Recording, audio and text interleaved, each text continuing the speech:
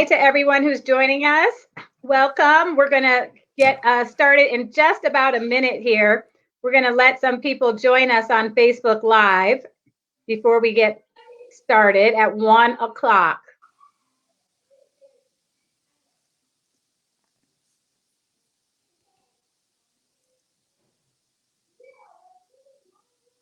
We'll just give it a minute.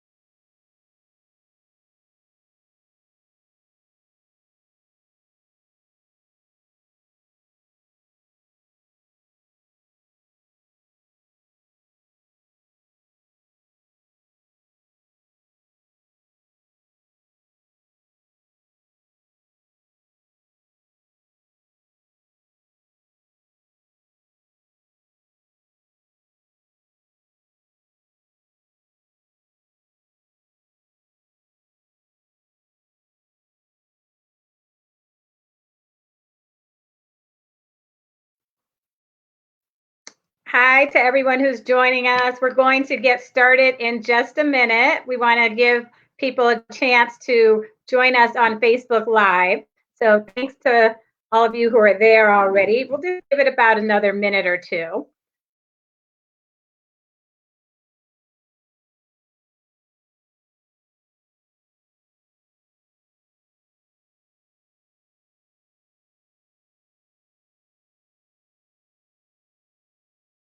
I do see some people in the chat box saying hello, hello, good afternoon. Good to see you guys.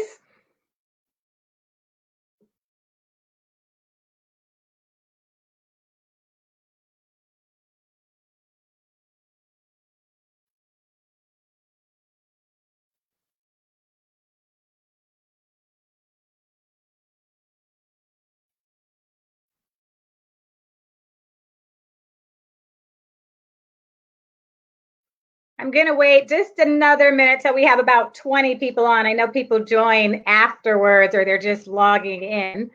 So just hold on a minute.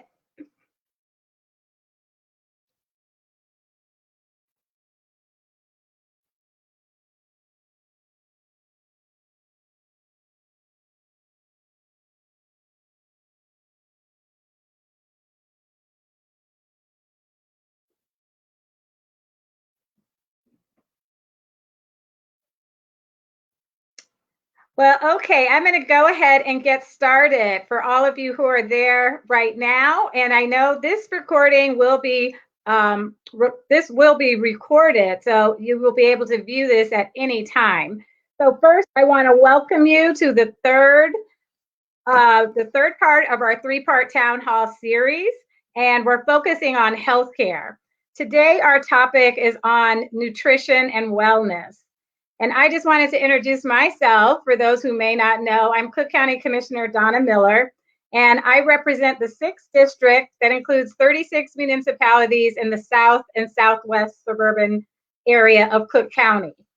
For those that don't know, might be tuning in from outside of Cook County or outside of Illinois, Cook County is actually the 2nd largest county in the entire country. And my district is located outside of the city of Chicago. The reason for our discussion today on nutrition and wellness is due to the disproportionate number of COVID-19 cases in the Black community. The numbers are just staggering, not here, just in Cook County, but across the entire country. Today in Illinois, I can just provide you with an update of the COVID-19 cases that are in Illinois, 25,733 cases. And unfortunately, of those cases, there were 1,073 deaths. Every day, I hear more and more from people who are being affected by this virus. And unfortunately, I'm hearing more and more by people who've lost someone to this virus. So it's a devastating problem. It's affecting all of us. My heart and prayers go out to those who have had someone pass away from this virus. And we all still need to practice social distancing, stay home, and stay safe. In suburban Cook County, the number of COVID-19 cases, so this is just suburban Cook, we take out the numbers from the city of Chicago. There's 6,823 cases in suburban Cook, and of those, there were 254 deaths. The data also shows that the number of cases are relatively the same for men and women. But the most important difference is the numbers in the rates by ethnicity. The number of cases in the Black community are almost 3 times higher, and the highest number in Southern Cook County, followed now by Western Cook County. And that's a change as of the day before yesterday. So the reason for this conversation today is to talk about what we can do. And I have 3 experts here with me today to talk about their experiences in their related fields and give you some advice on nutrition and wellness, and we are going to hear from them. So let me just introduce everyone who's on the call today. Today we have Carla Robinson, who is the CEO of Canary Telehealth, and she'll be speaking to us about telehealth and what that means for all of us. We also have Dr. Edwin McDonald, who is a gastroenterologist. He is a chef and nutritionist, and he is at the Department of Gastroenterology at the University of Chicago. And we're going to hear from him on nutrition as well as the other aspects that go around that from a health standpoint. We also have with us today Jacqueline Underwood, who is a registered nurse and in the field of nursing for many years. And she's going to talk to us about exercise because she founded Hula Hoop Fitness by Jackie. And she'll talk to us about the importance of finding something you love to do. So I'm going to go ahead and get started, and I will let Carla take the mic and talk to us about telehealth. Thank you. Great. Thank you, Commissioner.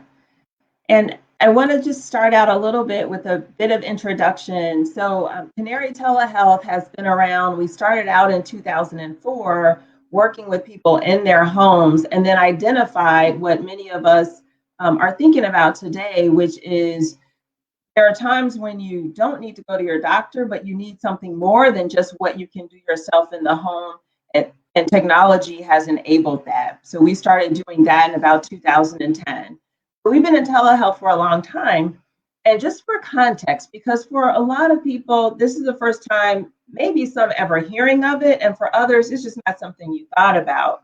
But the American Telemedicine Association defines it as remote delivery of healthcare services and clinical information using telecommunications technology. It's that simple. Delivering healthcare remotely.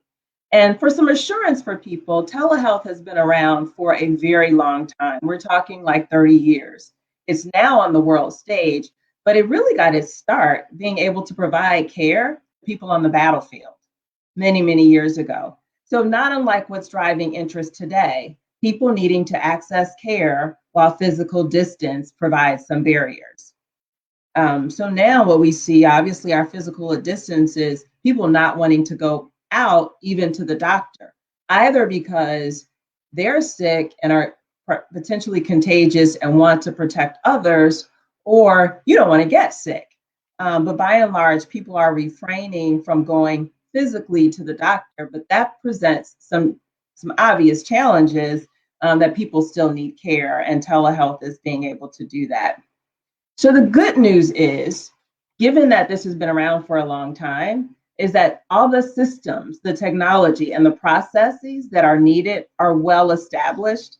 And that's why we're able to turn it on so quickly, right? It's like one day you heard many of our elected officials speaking about telehealth, and you were able to access it. And that's because there's a well-established telehealth community that's out there and the bugs and kinks have been long since worked out. So part of the reason we haven't heard about it so much is because of there have been, obviously safety is always first and foremost, right? So there were regulations that were in place. There's been lack of reimbursement, restrictions around things like it could only be offered in rural areas, or the patient had to be in a clinical setting in order to receive care, which was obviously very limiting. Or it has to be two-way live communication versus a doctor being able to look at an image remotely and provide consultation and the like. So the list goes on. There are a whole host of regulations and discussions in place.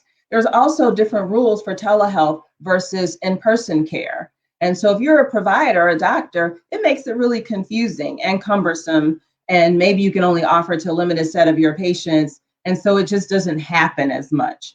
So what we saw is that in the midst of this crisis, in an instant, those barriers just dissipated. And all of a sudden, we're able to access telehealth.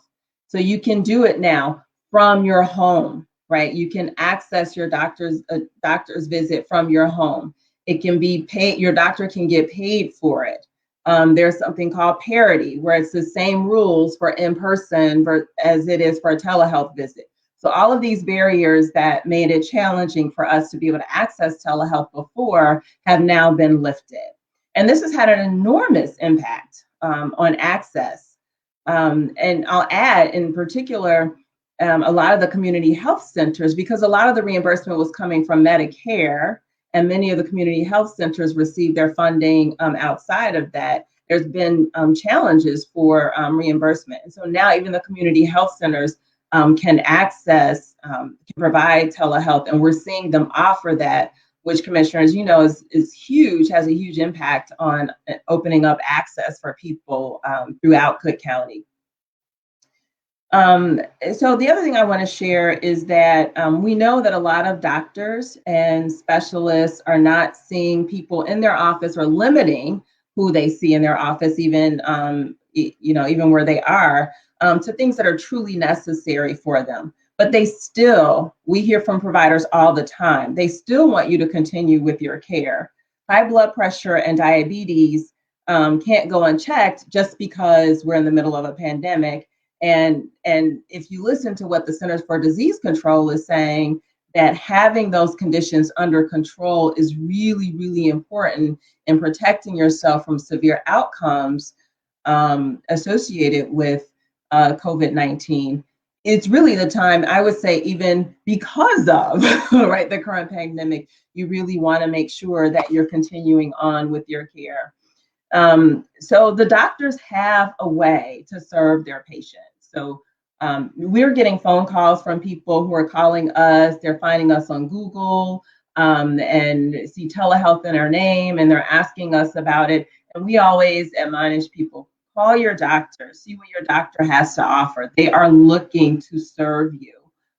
Some doctors are offering telephonic services. So many things that they need to discuss or review with you, they can do via the telephone. And so a lot of people are being served that way. Many doctors have implemented video services where they can have a live two-way video with you and be able to administer care in that fashion. The doctor may ultimately defer and say, well, let's take care of this when things have calmed down some. But it's certainly not something that the providers are encouraging, that we're encouraging people to decide for themselves, but have that conversation. So that's really what I want people to understand, is that there is a way to access care.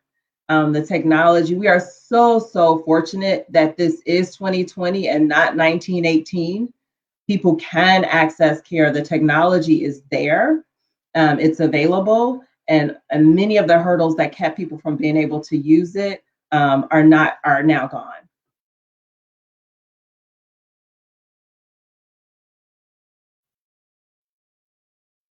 Thank you so much, Carla. That was great. Well, so we'll have some questions and answers at the end. So next, I wanted to introduce Dr. McDonald. And will you please take the mic and tell us a little bit about your experience and what you do, as well as how important nutrition is for our community? Oh, thanks so much. It's a really important topic. So I'm a gastroenterologist. I'm also a trained chef. And a lot of people ask me, like, why would you become a chef as a doctor? This makes no sense. And it really makes sense when you think about me being a young Black medical student once upon a time, sitting in classrooms where I hear that all the people in my community, and even in my family and people who look like me, have higher rates of high blood pressure, higher rates of stroke, higher rates of being overweight, higher rates of diabetes, and certain cancers that are also linked to nutrition. So for me, when I heard that nutrition is one of the underlying reasons why we may be at risk for some of these conditions, and also one of the reasons that we can decrease the risk for some of these conditions, I decided I had to learn more about nutrition. It's my way of serving the community that supported me throughout my entire life. Um, so I went to culinary school because in medical school, especially at that time, there was really no classes on nutrition, and definitely not classes on nutrition in a way that's relatable to the average person. So I had to really seek out my own education, not only in culinary school, but doing fellowships in nutrition and getting extra certifications. So now I bring that skill set and actually use it to treat patients, both inside the hospital and outside in the community. So when I talk about nutrition and what people can do, especially with this COVID outbreak that's going on, I want to be careful because I don't want to blame the victim. Okay, because right now a lot of people are saying that what we're seeing is primarily the disparity in terms of the way the Black community is being affected by this virus. A lot of people are saying, well, it's because Black people have higher rates of diabetes, high blood pressure, or don't eat as healthy as everybody else. And that's not the full explanation. Okay, so that plays a role. So we do have slightly higher rates of diabetes and hypertension and other conditions that can increase the risk of complications for COVID. But the disparities in those conditions still don't explain the disparities in what we're seeing with this virus. So there's other factors that are going on. But it's still important for us to talk about nutrition, talk about diet in general as it relates to COVID, and as it doesn't, as it just relates to health in general. So I tell people the first thing we need to do in terms of taking control of our health is actually cooking more. So there was a study that came out not too long ago that showed compared to other ethnicities, African Americans actually cook less. And that study had maybe about 15,000 people in it. So it was a decent sized study. It definitely wasn't as big to, encompass every person in the country. But within the study population, the numbers show that we cooked a little bit less. And there's a lot of different reasons why we could cook less. Some people live in areas where there's food deserts and food swamps, or other people maybe work in jobs where they don't necessarily have the time to do it. But regardless of a lot of those issues, one of the ways to take control of your health is actually taking control of what food you put in your body. And if you're cooking, that puts you in control of that, period. And it doesn't matter if you're a man, it doesn't matter if you're a woman. So I know sometimes a lot of men still hold on to these gender roles that women should be the one cooking. I tell every man I see, if you don't know how to cook, you're not responsible for your own health, period. And it has nothing to do with gender roles. It has nothing to do with anything outside of being a responsible adult, and also being responsible for your family if you do have children and other people that you have to take care of. So cooking is the first step, and you don't have to be a chef to cook. You don't have to make extravagant meals. You don't even have to have special equipment. You don't need a sous vide machine and all the special stuff that people are spending a lot of money on, or air fryers and everything. If you have an oven or a toaster oven or a stove or a hot plate, you can put some decent meals together. It really just starts with keeping things simple. First, the next thing is, what are you actually cooking, and what are you actually eating? So in the United States, there was a study done by the CDC that looked at what type of foods that we eat in general. And what it found was that about 60% of our calories for the average American comes from ultra processed foods.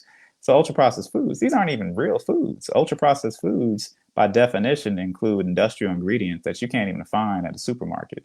So, just think about the food labels that you look at. Have you ever looked at like the ingredients on a food label? Half the stuff you can't even pronounce or understand because it's all chemical terms.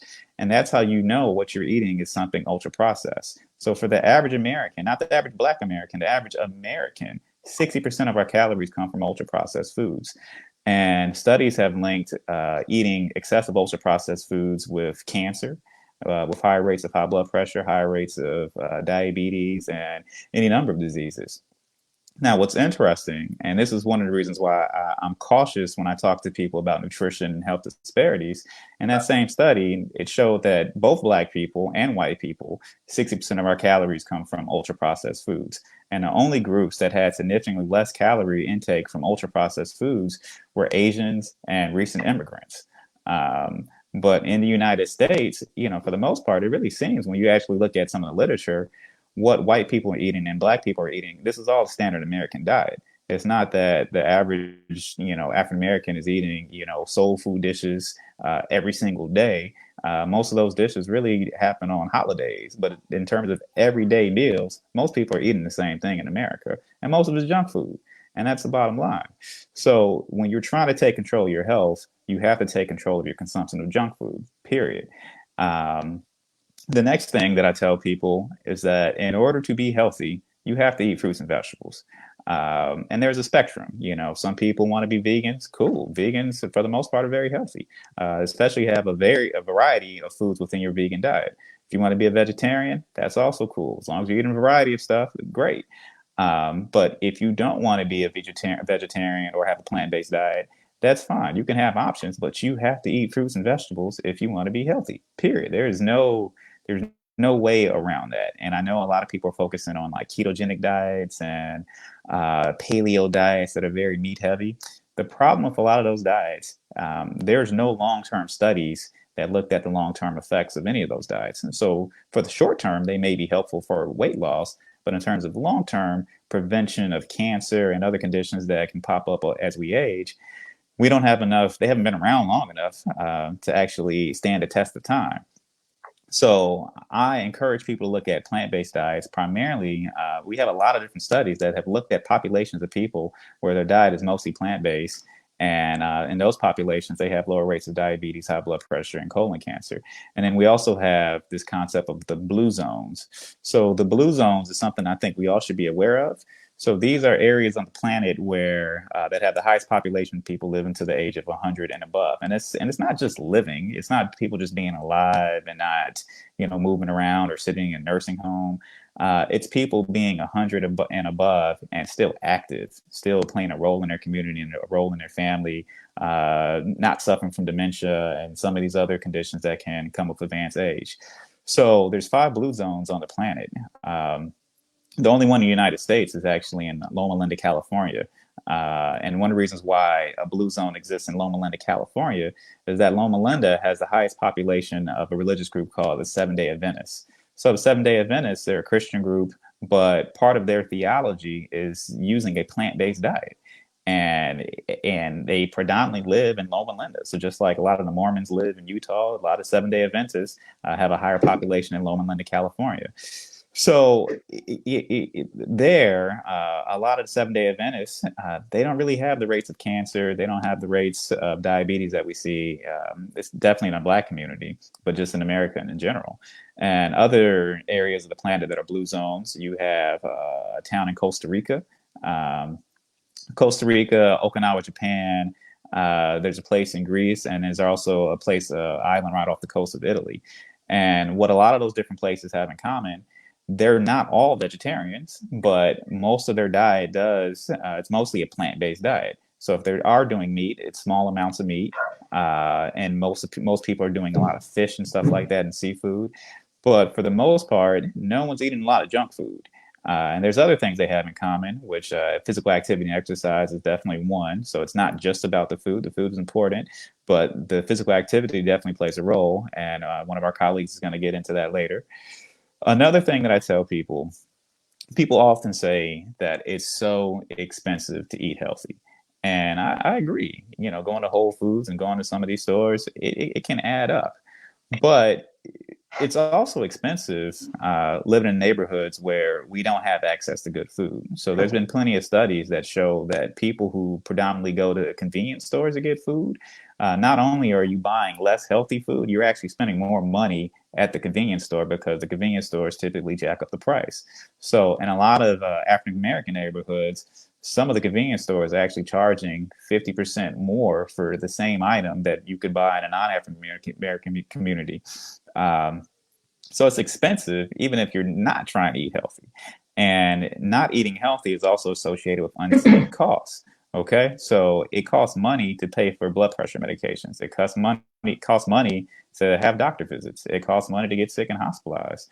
Like there's a cost associated with not eating healthy and also picking up some of the conditions that can go along with not eating healthy.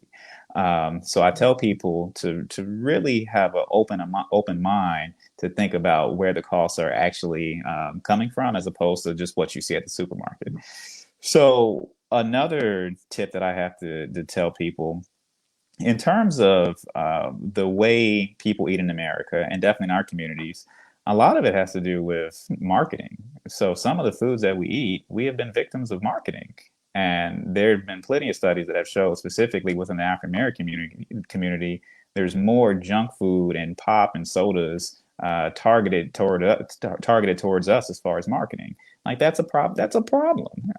That is, here we are almost being victimized and by propaganda that encourages us to eat unhealthy, but then get surprised when we see there's differences in diabetes and all these other conditions. So I tell people, try not to eat things that you see commercials for, as almost like a general rule, because when was the last time you seen a commercial for broccoli? Like there would be no commercials for broccoli. There's no commercials for apples and blueberries. So like all the healthiest stuff is not really being marketed to you, but it's almost like a trick. So I tell people to really try to do as much fruits and vegetables as they can. Fresh fruits and vegetables typically can be preferable, but there's nothing wrong with doing frozen vegetables. And for people who can't afford frozen vegetables or even fresh vegetables, a lot of the canned vegetables are still pretty decent. You just have to make sure you get low sodium vegetables. And you also have to understand your own health history. Okay, so your health history may dictate what you should and what should not eat. So for people who have high blood pressure, who have liver disease or cirrhosis or kidney disease, then maybe you should stay away from the canned vegetables because there is a decent amount of sodium. But for people who don't necessarily have those conditions and still want to have some fruits and vegetables and don't really have an option, some of the canned stuff, at least the canned vegetables, are pretty good. With the canned fruits and the fruits in packet, be careful with the fruits because a lot of those fruits are soaked in syrup and sugar, and they're processed food. Even though they're being marketed as healthy, it's still a processed food at the end of the day. So I really encourage people to just try to eat food as close to its natural state as possible. And when it comes to cooking, cooking techniques matter. Okay, so there was a study that actually showed that for women, if you fry foods more than 2 to 3 times per week, more than once a week, your risk of having a heart attack goes up exponentially. So I encourage people to limit frying foods and use alternatives such as baking. You could make anything taste pretty good if you throw it in the oven and roast it properly. I also tell people steaming is a good idea. So, when I was a kid growing up in the late 70s and 80s, like we boiled everything. Every vegetable was boiled, and it was terrible. It was like the worst thing ever. Notice, I hope my mom's not watching this. Mom's gonna call me right now. But the boiled vegetables were terrible. It's okay to eat fresh vegetables. Just rinse them off. It's okay to steam your vegetables. If you steam them just for a short period of time, they'll still be crunchy. And roasted vegetables are delicious. You could throw anything in the oven and roast it, at 450 for, 15 minutes or so, and it'll come out delicious. And it'll be healthy, and you can make that ahead of time. So for me as a busy professional, I have 3 kids. I'm married. Since I'm a chef, my wife expects me to do all the cooking. That's part of the agreement. So I do pretty much all the cooking in the household. but I'm busy. So the only way I can do that is if I plan ahead. So on the weekends, I'll make a batch of roasted vegetables that I could use throughout the week for different meals. I'll make a batch of quinoa or brown rice that I could use in different ways. So I have kids. The kids don't want to eat the same thing, so I have to spice it up. So I may use that brown rice one day in a salad, but the next day I'm using it in a burrito, or throwing it on a vegetarian taco or something like that. Or if I'm making a soup, I'll throw it in the soup. But it really doesn't take any time because I already made it ahead of time, and it'll stay good in my refrigerator for at least 5 to 7 days, so I can use it throughout the week. So as far as nutrition, I mean, the bottom line is I want everybody to recognize that this is important, and it doesn't matter what age you are. So one of the biggest misconceptions and the biggest fallacies is that people who are young can eat whatever they want. That is blatantly not true. There are young people getting diabetes. There are people in their 20s who are coming in with, strokes and heart attacks and have crazy high blood pressure. And there's also younger people also getting the virus. I was just in the ER, volunteering in our ER to pick up extra shifts to help out. And I saw people in their 20s coming in with the virus. And a lot of people were coming in their 20s, coming in with crazy high blood pressure. And it wasn't because the virus was causing the high blood pressure; it's because they already came in with high blood pressure. So just keep all this in mind, even for the people that are younger. And it's okay to have conversations with your family members about food. When you have conversations with family members about food, just be careful that you're not food shaming people. So sometimes when we shame people, especially when it comes to weight, a lot of studies show that that's not going to change behavior. If anything, it's just going to make people depressed. Okay, so you can't shame people into being healthy. You can assist people, you could work with people, you could support people, but you can't shame them. For my patients, especially in my weight management clinic, I hear it all the time that people are being shamed for trying to be healthy, and it's abusive at the end of the day. And I definitely see it a lot in men and women. What I see in men, I see a lot of older men where women are predominantly doing most of the cooking, but the men are trying to be healthy and trying to change, some of their diseases and conditions they have that may be associated with nutrition. But when they ask their significant other to cook differently, it becomes almost like an argument, like you don't like my cooking anymore. Or the opposite is true, where I see a lot of women who are cooking for men, and they themselves, the women, want to be healthier, and then the men complain about them changing their cooking. And in my opinion, this is really a form of abuse. I call it nutritional abuse. We should support our partners, our significant others, and family members who are trying to be healthier. We should not be obstacles, period. It doesn't matter if you're black or white or anything. That's just a common courtesy to people that we should be able to offer and support. So I know that's brief, and I want to stop there, and I look forward to answering any questions.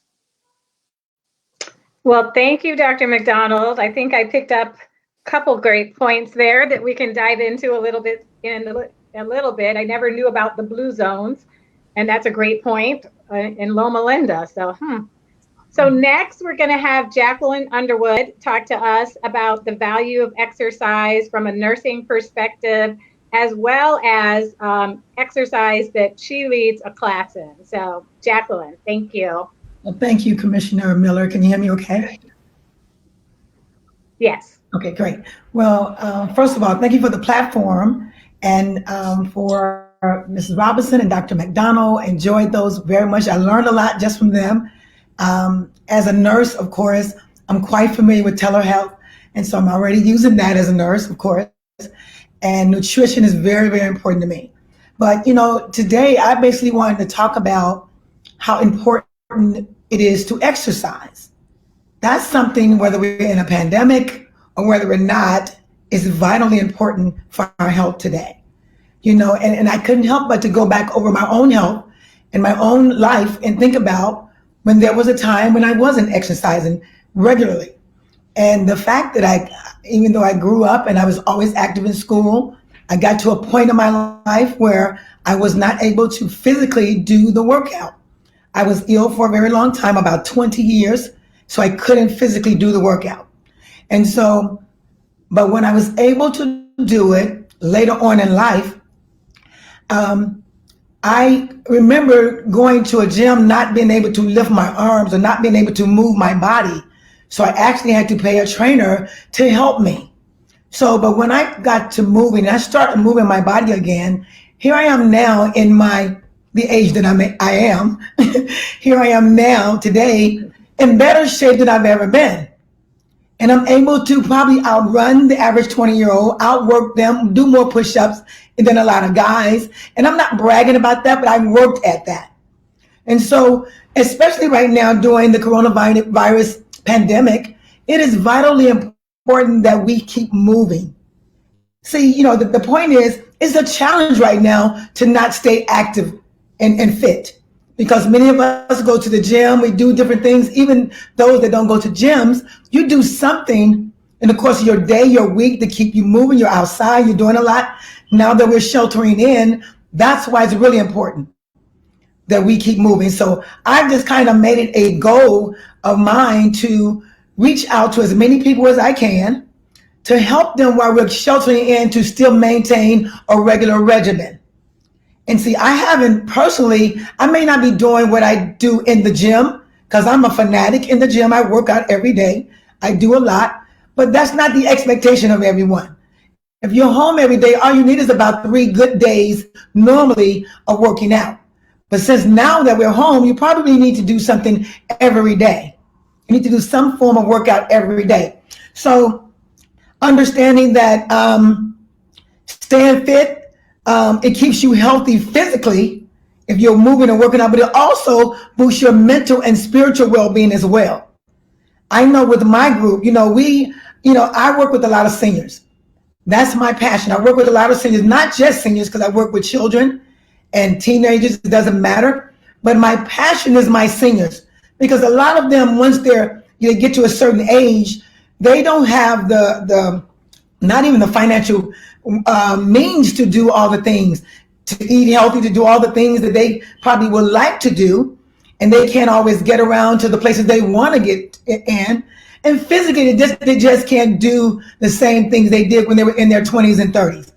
So I have made it a mission of mine. I have a group that I teach. I teach a hula hoop class. Now, mind you, this is not the little hula hoop that we grew up with, the little plastic thing that our parents bought from the not dollar store at that time, but it was a little store. They brought the little plastic hoops home to us. But these seniors out now are hula hooping with a 5-pound hula hoop. So that means not only are they getting cardio workout, they're getting an ab workout. They are getting a workout that strengthens their back. They are also getting a workout that's stimulating their minds, that's boosting their mentality, that's giving them, it takes away depression when you're able to work out. See, also got to understand, because we're in this pandemic right now, if you stay active, it increases, it boosts your immune system if you can stay active. People that sit around watching everything that Netflix has to offer. We love Netflix, but you don't want to watch the entire Netflix up while you're home. You want to stay fit. You want to get off the couch and you want to throw some clothes in the washer. If the weather's nice, you want to get out and do the lawn, rake some leaves, or whatever it is you can do. You really want to stay healthy. You want to stay active, rather. So to do that, because if you just lay around, what happens? It suppresses your immune system. You don't get the workout. Now you're more susceptible to catching things. So we already have those individuals that are already high risk. We have those individuals that are over 65, those people that already have chronic diseases. I myself have asthma, so I have to be careful. So people that are getting cancer treatments, and you know all the people that are higher risk. But as I think the doctor just said, there are teenagers and young people that are dying and getting sick and getting the coronavirus. So we all have to be careful. But in that being careful, you can still make your home your gym. You can get your children and you can start doing some playing, running through the house, hide and seek, whatever you need to do to get that heart pumping. You can find games and workout things today. I don't have my heavy weights. All that's in the gym. But guess what I did? I grabbed canned goods out of the cabinet and I did some bicep curls and I did some tricep curls. So you can do push-ups. There's so many things you can do at home. I literally turn my living room into a gym. I put my equipment in there. I put my hula hoops in there, and now I make that platform. So when I go online now, I literally have a class online, and it has grown. It has grown because people are looking for things to do. There's so many things online that you can do to really get your workout. You don't have to be a workout guru, but let me tell you this, and let me just talk to the other end of that. You don't want to overwork out either, because that can suppress your immune system. If you're not used to working out like that, don't overindulge in working out. Well, I'm not going to get fat, so I'm going to do so much. No, you don't want to do that. Just moderately, you can work out at home and you'll be just fine. But you just need to keep moving. So let me just give you some of the benefits. With my class that I'm doing right now, I have, I don't know, maybe about 50, 60 people in my class, and they're online. They're coming on various days. Some of them are still working, so they can't get on and work out with us, but Monday through Saturday. Now, I decided we're going to put this online every single day. I was only doing a class online, and then I was doing hooping in a live class in the gym. But now that we're home, I am taking on that responsibility of making sure my seniors, and not just my seniors, everyone's staying fit. So you can actually partner and come online. It doesn't cost you anything to get healthy. You don't have to pay for it. This is a great time right now. I'm literally, not that I'm happy because it's coronavirus time, but I'm actually enjoying sheltering in by myself. I get some me time now.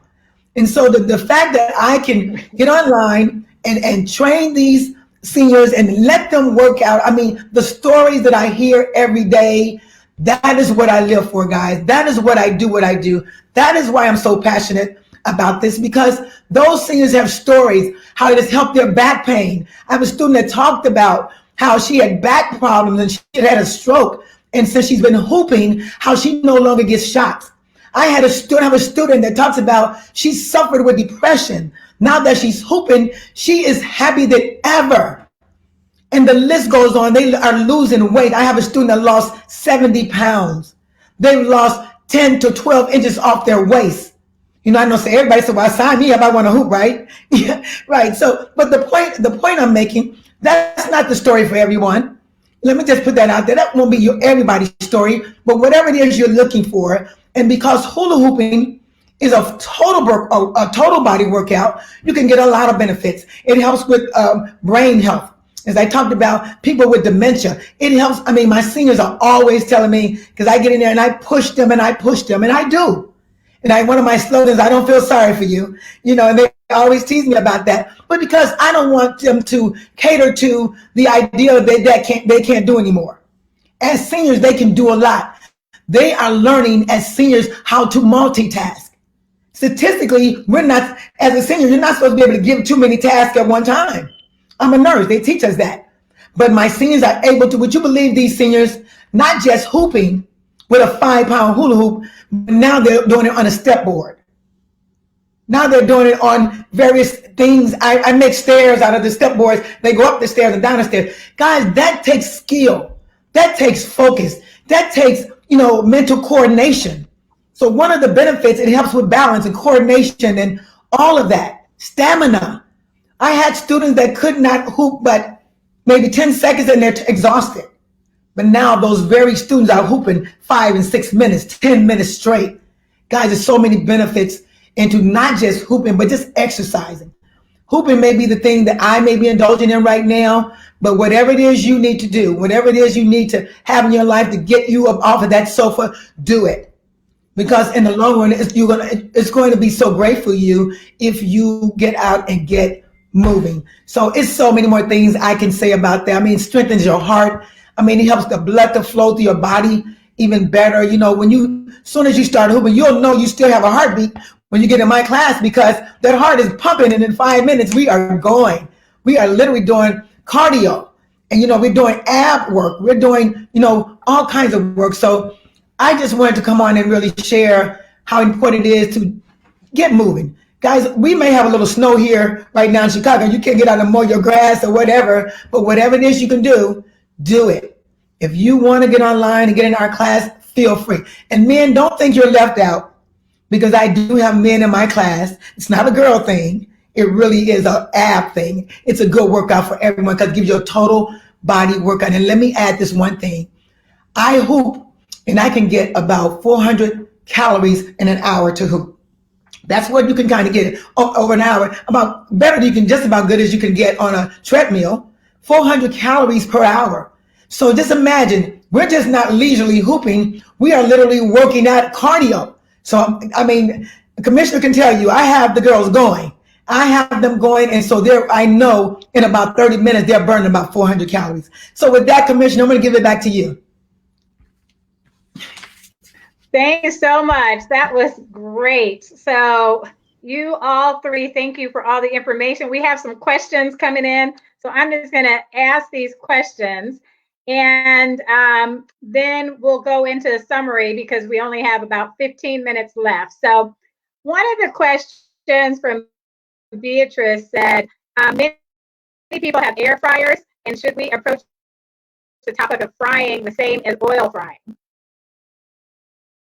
So I guess, Dr. McDonald, that might be for you, talking about air fryers. Yeah, so air fryers are definitely way better than deep frying. So the problem with deep frying, whenever we fry things in oil, whatever we're frying actually soaks up the oil, and oil has more calories in it than any other type of food product. So you're just adding extra calories when you're deep frying. With the air fryer, since you're not soaking the food in oil, you may, spray it with a little bit of olive oil or, whatever oil you're using just to make the skin crispy that a lot of people are trying to do with chicken and whatnot. You're still not going to have as much calories as you would with deep frying. So I'm definitely an advocate of using air fryers. For a lot of people who don't want to spend a lot of extra money on buying an air fryer, all you really need is a sheet tray and a wire rack, and you can put whatever food you want into the oven and you get almost the same effect, especially if you cook food at a higher temperature. So it'll kind of dry out. So if you're trying to make like baked chicken, but you want to make the skin crispy like fried chicken, at some point while you're cooking it, you just have to cook it with a higher temperature to kind of crisp up the skin, basically. But if you use that wire rack, it allows air to get under the chicken and on top of the chicken, so it'll get crispy all the way around. And that's pretty much the concept behind the air fryer. Well, that sounds great. I just want everyone who's online and listening to know that in the chat box, we're posting the website for Carla Robinson's company. Dr. McDonald, you had some information on your website. We're posting that there. Jacqueline, we're going to post your Facebook page onto the chat box here. So just everyone who's listening, if you want to just go back and see the information, it'll be there. So another thing is, because this might encompass all three entities when we talk about exercise and nutrition. So Carla, if someone wanted to talk to their doctor about getting telehealth that related to nutrition, let's say, would they get to ask that of their doctor, or do you think the doctor would recommend something like that in a virtual environment? Oh, I think you're muted. Hold on, let me see. Did I mute you? Right. Oh, okay, I'm sorry. So it's similar to how you would ask for your doctor's assistance for referrals for providers in general. You can ask your doctor for a referral for a provider who offers telehealth services.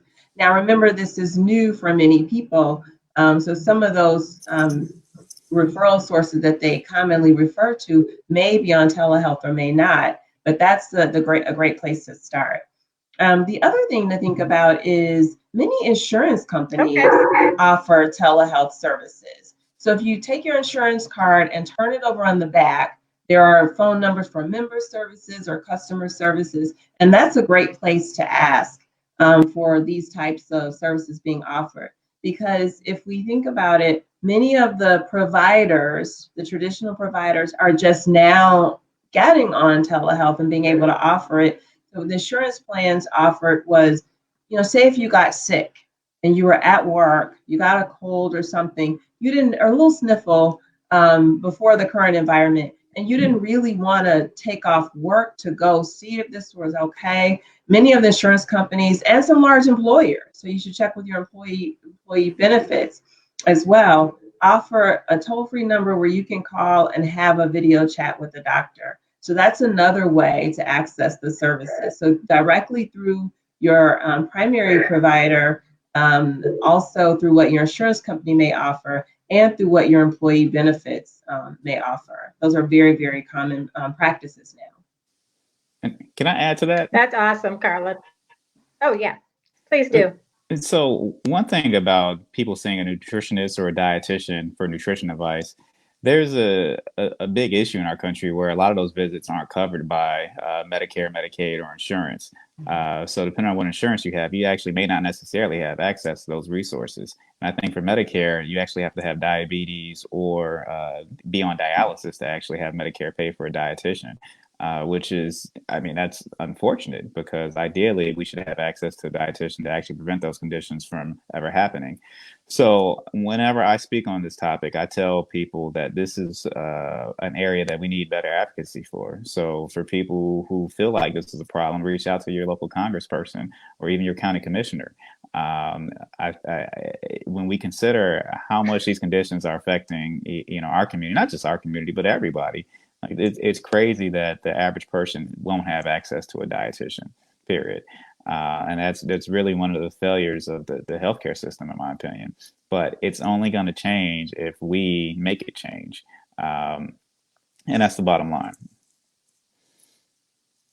Well, I wholeheartedly agree with that because outside of being elected, I'm a huge advocate. So I believe in the power of advocacy.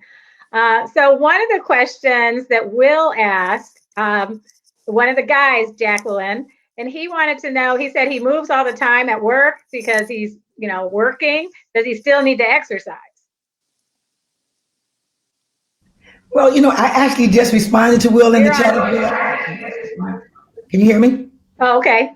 Okay. I actually just responded to Will in the chat, but I'll make that public. I just told him, even though he's working and depending on the type of work he's doing, which I don't know, depending on the type of work he's doing, it never hurts us. I mean, naturally or normally, people still don't get enough workout. They don't get enough exercise on a daily basis.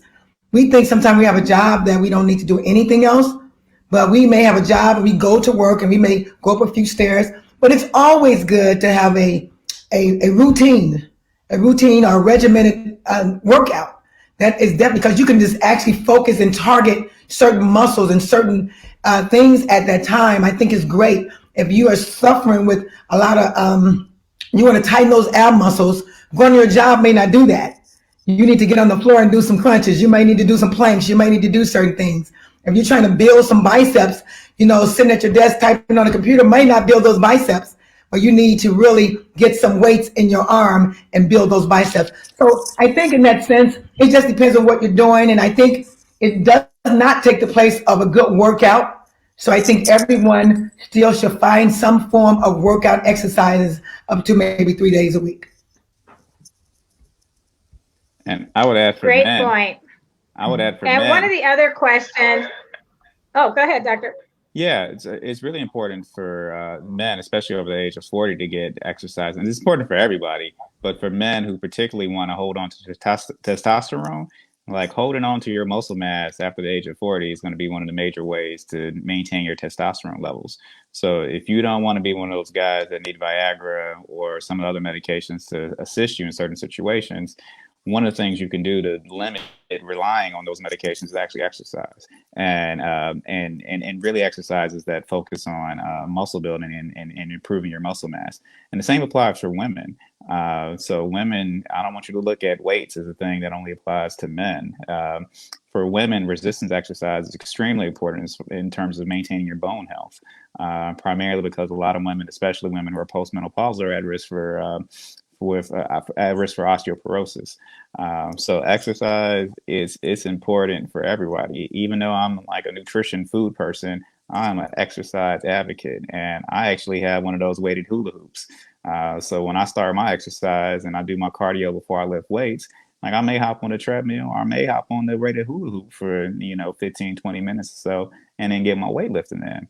And I mean, I'll be at the gym in front of dudes with the weighted hula hoop with no shame. Like I wish somebody would say something about me and my weighted hula hoop. But I guarantee you, like that ab workout that I'm doing with that weighted hula hoop is way better than, people just getting around and doing, 20 sit-ups or something like that. Period. And then I'll go and lift weights on top of that. Well, Dr. McDonald, we're going to recruit you to the hula hoop class one morning. Look, come be our guest hooper. I will be there with a hoodie and a skull cap hula hooping. That's awesome. One of the things that makes me think about is I think it's important for people to ask all sorts, their entire care team, whether they're able to offer services remotely, right? So Jacqueline just described what she's doing. I had a nutritionist visit remotely last week. You never know who is offering this. So a lot of times I think we're thinking of it in terms of our primary doctor, but ask your physical therapist, ask your psychotherapist, ask anyone that you're receiving care from.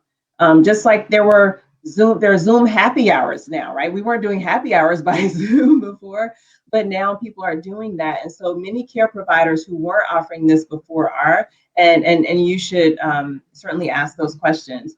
There are nurse monitoring services remotely. So people who are taking their blood pressure, taking their glucometers now can be monitored by a nurse remotely, as opposed to, or in between the times of going to the doctor. So many providers that we talk to, they're not sure whether their patients or clients would be interested in this modality. So a lot of times it's by your expressing interest or demand, they may say, oh, that's interesting. I didn't know my patients cared about that. And that lets them know that there is demand for that. Well, good. Well, we're in the last 10 minutes. So I just wanted to ask each one of you to do some closing remarks. If there's anything else you would like for us to add into the chat, we can put that there. And this was a great topic that I think we could expand upon in the future. So I might call on you for that. So Carla, any closing remarks? Yes, I would just say there are many, many challenges that we can't even begin to enumerate right now. The gift here, the blessing here is that we have technology that is available for us to meet many of our needs. And I just want to encourage people. There was a time when even accessing technology was a challenge because it was some fancy platform. You had to have video conferencing software. And now most of us can access it through a text link on our phone to get to a website. It's made it so easy and accessible. And I really just want to encourage people to take advantage of that, to take care of yourself during this very important time. Thank you. Okay, Dr. McDonald. Yeah, so with all the talk about disparities and COVID, I don't want to blame the victim. So I don't want people thinking that we did this to ourselves. There are a lot of social inequities and a lot of issues that are contributing to what we're seeing that aren't new issues. Like this stuff has been going on for a while. And a lot of it has to do with institutional racism and also some of the disparities that we see in terms of economics and financial access to financial resources. But health does matter nonetheless, and it's still important. So really limit your processed foods during this time, limit your salty foods, and be careful with the sugary beverages. So whenever I see people in my weight management clinic, I think that the number two reasons why I see a lot of people are struggling with weight issues, sugary beverages would be number one. I've never seen anyone lose weight that drinks a lot of juice and pop consistently. I just don't even think it's possible, primarily because the way that affects our body. And the next issue would be chips. And so potato chips and tortilla chips. It's hard to eat those because there's a lot of calories jam-packed in those chips. So for people who are really trying to lose weight or trying not to gain weight during this shelter-in moment in time, be careful of those sugary beverages and be careful with the potato chips. And then the next thing would be some of the sugary snacks. So be careful with the cookies and all that stuff. Those calories kind of add up. So the most important thing you can do right now is really pay attention to what you're eating as opposed to eating mindlessly. Great. All right. And Jacqueline, closing remarks? Yeah, I'll just say that take your health serious, guys. Just really do that. understand, as the doctor said, what you put in your body is important, but what you do to your body is also important. You only have one body. You only get one chance at this. So you want to take good care of your body. You want to keep moving. Find something online that you can do while you're home and be committed to it and be faithful to that.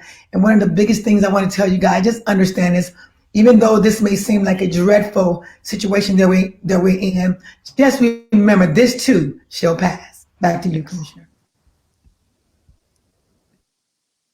Thank you all. Well, perfect timing. Thank you all so much for being here. If there's any information you want us to convey, we can add it into our chat. Please just visit my Facebook page, Commissioner Donna Miller, on Facebook. This will be archived. It'll be able to be viewed. If you want to share it with any of your friends, please do, because this is valuable, great information that is not just important during a pandemic. This is really information that's important anytime. And we as a community, we have to take charge of our health, and we have to inform other people. Dr. Donald said about not shaming people. We shouldn't shame them, but we can offer them advice. We can offer them hope. We see so much hope in the hula hoop class, just from people saying they never thought they could do anything, and they're hula hooping for an hour, and they're moving, and they're engaged, and they're happy. So find something that you like to do. Exchange information, get knowledgeable about what type of foods you have to eat. And if you need help, doctors are there to help you. That's what's really important. You can use telehealth if you can't get to the doctor. All these resources are there and they want to help you. So thank you all so much for being here. Have a great weekend. And I'm definitely saying thank God it's Friday. Take care. Take care. Bye-bye. Thanks.